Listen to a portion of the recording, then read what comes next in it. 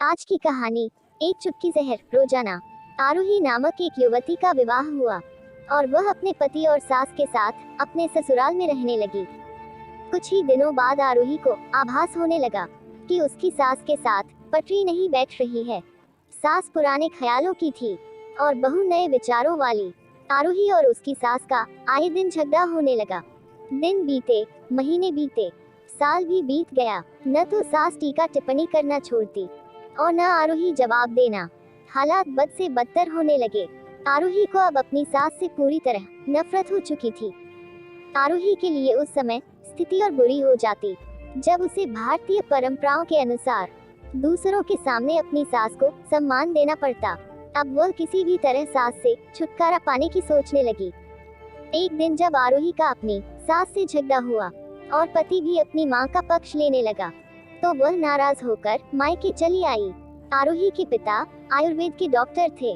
उसने रो रो कर अपनी व्यथा पिता को सुनाई और बोली, आप मुझे कोई जहरीली दवा दे दीजिए जो मैं जाकर उस बुढ़िया को पिला दूं, नहीं तो मैं अब ससुराल नहीं जाऊंगी।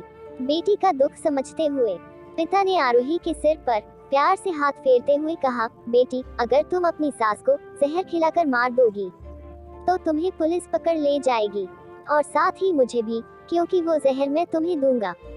इसलिए ऐसा करना ठीक नहीं होगा। लेकिन आरोही जिद पर अड़ गई। आपको मुझे जहर देना ही होगा। अब मैं किसी भी कीमत पर उसका मुंह देखना नहीं चाहती। कुछ सोचकर पिता बोले, ठीक है, जैसी तुम्हारी मर्जी, लेकिन मैं तुम्हें जेल जाते हुए भी नहीं देख सकता। इसलिए जैसे मैं कहूँ वैसे तुम्हें करना होगा। मंजूर हो तो बोलो। आरोही ने पूछा, क्या करना होगा? पिता ने एक पुड़िया में जहर का पाउडर बांधकर आरोही के हाथ में देते हुए कहा, तुम्हें इस पुड़िया में से सिर्फ एक चुटकी जहर रोज अपनी सास के भोजन में मिलाना है। कम मात्रा होने से वह एकदम से नहीं मरेगी, बल्कि धीरे धीरे आंतरिक रूप से कमजोर होकर 5 से 6 महीनों में मर जाएगी। लोग समझेंगे कि वह स्वाभाविक मौत मर गई। पिता ने आगे कहा, लेकिन तुम्हें बेहद सावधान रहना होगा ताकि तुम्हारे पति को बिल्कुल भी शक न होने पाए, वरना हम दोनों को जेल जाना पड़ेगा। इसके लिए तुम आज के बाद अपनी सास से बिल्कुल भी झगड़ा नहीं करोगी, बल्कि उसकी सेवा करोगी। यदि वह तुम पर कोई टीका टिप्पणी करती है तो तुम चुपचाप सुन लोगी, बिल्कुल भी प्रत्युत्तर नहीं दोगी। बोलो, कर पाओगी ये सब? आरोही ने सोचा, 6 महीनों की ही तो बात है, फिर तो छुटकारा मिल ही जाएगा। उसने पिता की बात मान ली और जहर की पुड़िया लेकर ससुराल चली आई। ससुराल आते ही अगले ही दिन से आरोही ने सास के भोजन में एक चुटकी जहर रोजाना मिलाना शुरू कर दिया। साथ ही उसके प्रति अपना बर्ताव भी बदल लिया। अब वह सास के किसी भी ताने का जवाब नहीं देती, बल्कि क्रोध को पीकर मुस्कुराते हुए सुन लेती।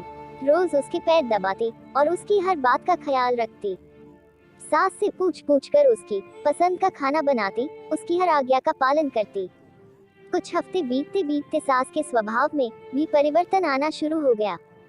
बहू की ओर से अपने तानों का प्रत्युत्तर न पाकर उसके ताने अब कम हो चले थे, बल्कि वह कभी कभी बहू की सेवा के बदले आशीष भी देने लगी थी। धीरे धीरे 4 महीने बीत गए। आरोही नियमित रूप से सास को रोज एक चुटकी जहर देती आ रही थी, किंतु उस घर का माहौल अब एकदम से बदल चुका था।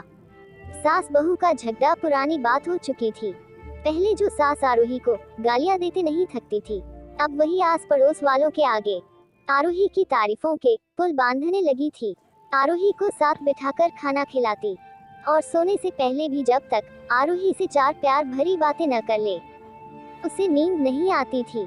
6ठा महीना आते आते आरोही को लगने लगा कि उसकी सास उसे बिल्कुल अपनी बेटी की तरह मानने लगी है। उसे भी अपनी सास में माँ की छवि नजर आने लगी थी। जब वह सोचती कि उसके दिए जहर से उसकी सास कुछ ही दिनों में मर जाएगी, तो वह परेशान हो जाती थी।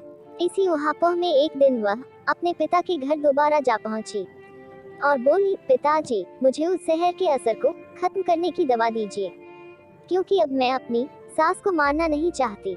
वो बहुत अच्छी हैं और अब मैं उन्हें अपनी माँ की तरह चाहने लगी हूँ। पिता ठठाकर हंस पड़े और बोले, जहर? कैसा जहर? मैंने तो तुम्हें जहर के नाम पर हाजमे का चूर्ण दिया था।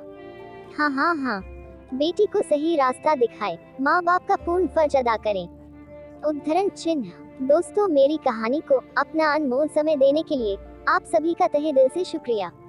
यदि मेरी कहानी आप लोगों को अच्छी लगे तो प्लीज कमेंट करें और सब्सक्राइब करें। आपका एक एक कमेंट और सब्सक्राइब मेरे लिए बेशकीमती है।